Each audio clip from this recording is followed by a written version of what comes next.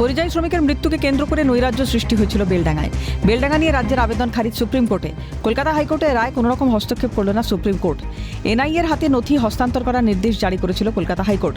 কলকাতা হাইকোর্টে সেই রায়কে চ্যালেঞ্জ জানিয়ে সুপ্রিম কোর্টে আবেদন জানায় রাজ্যের আইনজীবী কল্যাণ বন্দ্যোপাধ্যায় বলেন, সুপ্রিম কোর্টের নির্দেশ অনুযায়ী ইউএপিএ ধারায় মামলা রুজু হবে কিনা সেই আবেদনের শুনানি গ্রহণ না করেই কলকাতা হাইকোর্ট নথি হস্তান্তরের নির্দেশিকা জারি করেছে শুধুমাত্র এনআইএর রিপোর্টের ভিত্তিতে। বিচারপতি জয়মাল্য বাগচির বক্তব্য, কেস ডায়েরি না দেখে কি করে কলকাতা হাইকোর্ট সিদ্ধান্ত গ্রহণ করবে, তাই নথি হস্তান্তরের নির্দেশিকা জারি করেছে। এমতো অবস্থায় সুপ্রিম কোর্টের হস্তক্ষেপের প্রয়োজন আছে বলে মনে করছে না। প্রধান বিচারপতি সূর্যকান্ত বলেন, আমাদের মনে হয়েছে কলকাতা হাইকোর্ট রিজনেবল নির্দেশ দিয়েছে। প্রসঙ্গত, ঘটনার সূত্রপাত হয় মুর্শিদাবাদের বেলডাঙ্গায় এক পরিযায়ী অস্বাভাবিক মৃত্যুকে ঘিরে। ঝাড়খণ্ডে কর্মরত ছিলেন ওই যুবক। তার মৃত্যুর খবর সামনে আসতেই অগ্নিগর্ভ হয় পরিস্থিতি। পরিবারের দাবি, পরিকল্পিতভাবে তাকে মারধর করে খুন করা হয়েছে। এরপর আত্মহত্যা প্রমাণ করতে তাকে ঝুলিয়ে দেওয়া হয়। পশ্চিমবঙ্গের বাসিন্দা হওয়ায় তাকে এই হেনস্থার শিকার হতে হয়। 16 জানুয়ারি উত্তপ্ত হয় বেলডাঙ্গা। সুজাপুর কুমারপুর এলাকায় শুরু হয় বিক্ষোভ। জাতীয় সড়ক অবরোধ, রেল রোকো, ট্রেন থামিয়ে প্রতিবাদ করে উত্তেজিত জনতা।